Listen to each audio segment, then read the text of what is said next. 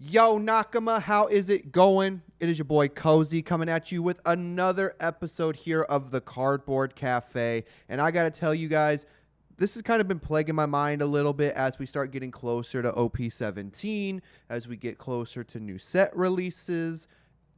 I just got to ask the question, you guys. How much realistically are you spending on your One Piece cards? Now, today's conversation actually ties well into what we talked about last time about being meta slaves, the time before that, talking about scalpers. But one argument constantly is something I hear, right? Is just play what you want.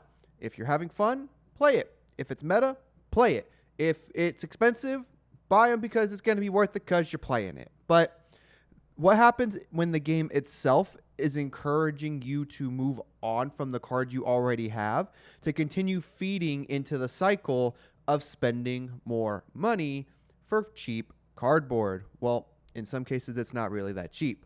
So what happens when the deck is perfectly fine? What happens when the next set releases something significantly stronger? Or a starter deck with cards that makes your deck so much more competitive, or just makes suddenly a card that's needed in the format. Or the meta just changes enough to add another $50, $100, $200 worth of cards, just so that way your deck stays competitive. This is what the conversation is going to be about, and that's why it gets interesting. Because I'm not asking whether One Piece is an expensive card game by any frame of mind, right? I'm just asking, how much should a player reasonably have to spend to stay involved in competitive One Piece? So go ahead and sit back, relax, grab your coffee or whatever you drink, and let's talk some cardboard.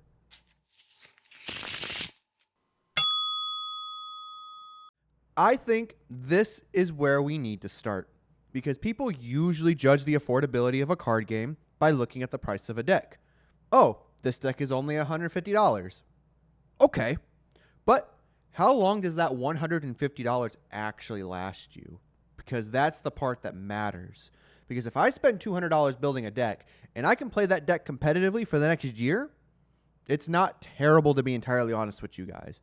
But if I spend $200 and 3 months later, I'm replacing a third of it, then another starter deck releases. Then another set introduces a different engine. And 6 months later, I'm basically playing an entirely different deck. I'm going to be a little hot. And that's where cost starts to look very different. The real price of a TCG isn't necessarily the entry fee.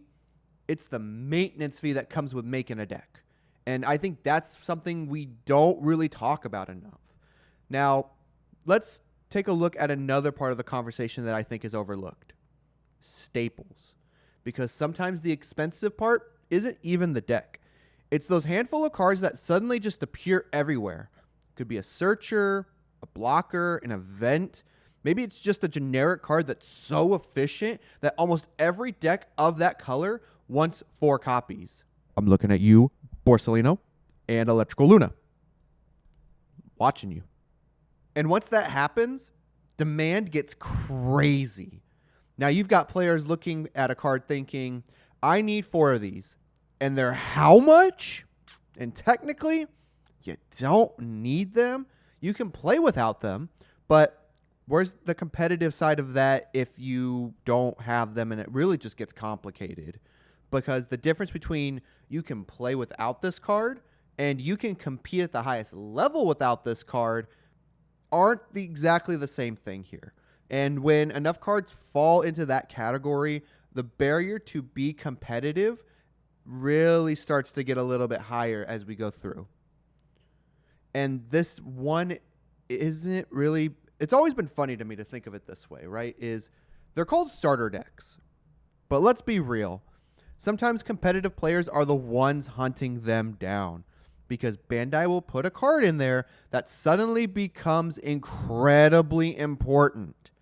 And now, instead of buying a starter deck because you're learning the game, which they're intended to do, you're buying multiple copies because you need a playset of 1 or 2 cards, because Bandai puts 2 copies of SRs that are really, really good, so you have to buy 2 starters. Now, from a business perspective, I totally get it. You want people buying the product. But from a player's perspective, it creates this weird situation where every product potentially becomes mandatory. Booster sets, starter decks, premium collections, promos, tournament cards, and that opens the door to the scalper conversation we had earlier in a previous episode here at the Cardboard Cafe. And individually, none of these might seem unreasonable, but stack them together across an entire year, and that's when players really start feeling the cost of a TCG. Now, a bigger issue also is power creep, because here's where I think the conversation just gets really interesting. Because card prices aren't necessarily the biggest problem, the power creep is. Because every card game has power creep. It almost has to. If every new card was exactly as powerful as the cards we already owned, why would anyone buy new cards? So if we look at it from the developers have to give reasons to play new strategies. So new leaders need to be exciting. New mechanics need to matter. And that's normal. The problem is when the gap becomes too large, because eventually you don't retire your old deck because you're bored with it. You retire it because the game retired it for you with new cards. And that is a completely different feeling, especially if you're looking to be a competitive One Piece player or just a competitive TCG player in general, because power creep affects everybody. Now, One Piece doesn't have like a traditional set rotation, and personally, I like it, and I love being able to pull an older leader and still build around it with new stuff. Now, what One Piece has introduced is a set rotation, but it's based on block numbers, and they really just started it this last year, which I think was in April of 2026, and it was the first block. I think they're doing it again where in April it's going to be the second block, and so on and so forth like that. So we're getting about a year's rotation every single year to remove another block number, to remove another pile of cards. But they also have the eternal format that you can play whatever you want. Like, it doesn't matter. But so I like to call it a soft rotation, because like in Magic, X number of sets, we're getting a rotation. In Pokemon, I think it's like every 6 months or something like that. You can correct me if I'm wrong in the comments. I would love to know about it. But like, you guys have a determinate schedule of when sets rotate and when do sets stay strong in the format. One Piece just started doing it, so I would like to call it a set rotation. So in this soft rotation, your cards are still legal, your leader is still legal, so nothing technically rotated unless you're in block 1. But the power level of the game has moved so far forward that those older cards in block 2 and even some in block 3 that were really strong don't hold a candle to what we got in blocks 4 and 5. Like, it's insane. So this is when you start hearing the deck is so slow now, that leader can't keep up anymore. And why play when this leader does basically the same thing? So like, we're looking at an example like OP17 Shanks, better version of Bonnie. So Bonnie just got a rework, but it's now Shanks and super cool. Might be playing green next set. You never know.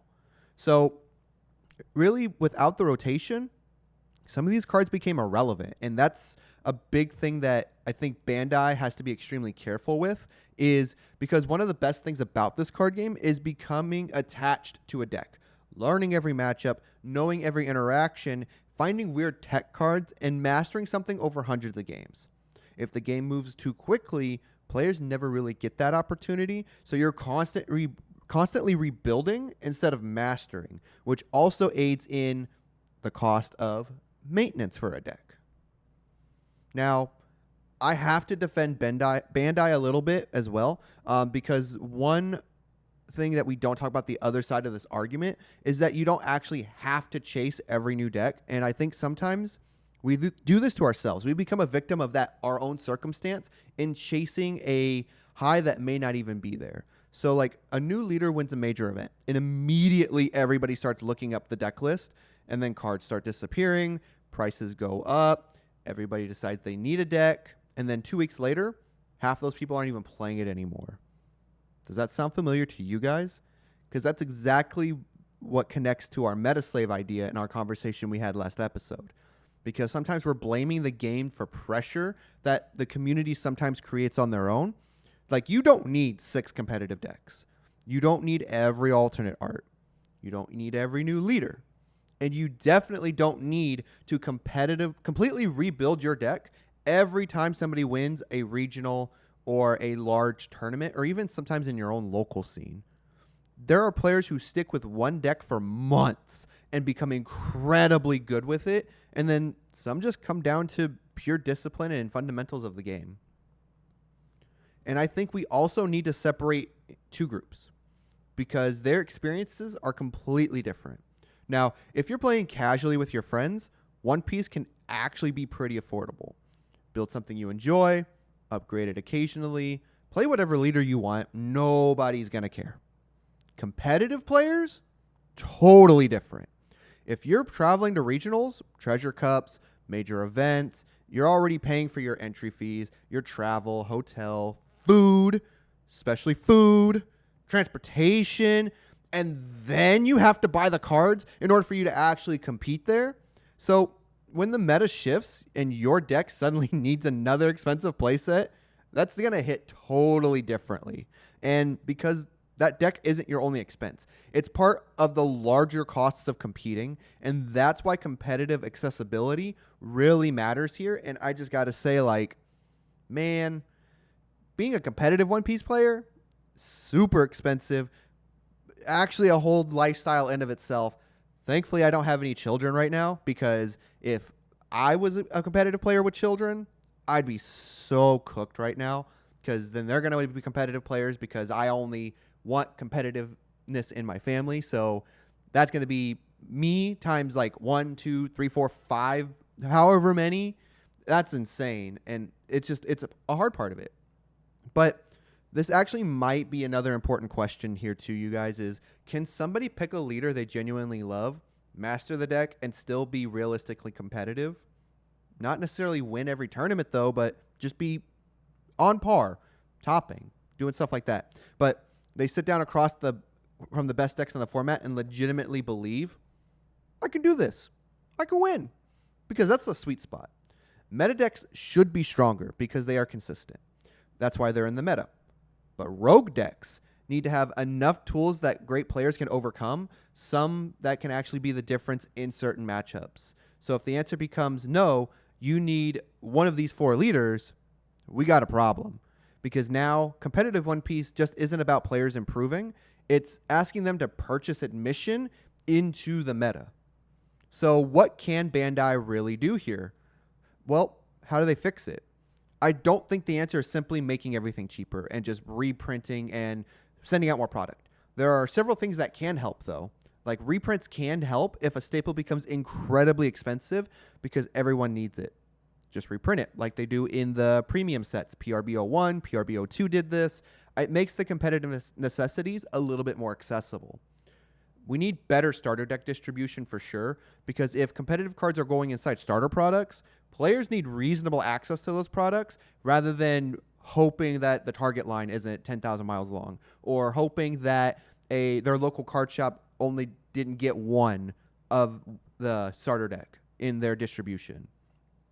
We need support for better leaders as well, because this might be my favorite solution, honestly. Instead of constantly replacing old strategies, revive them.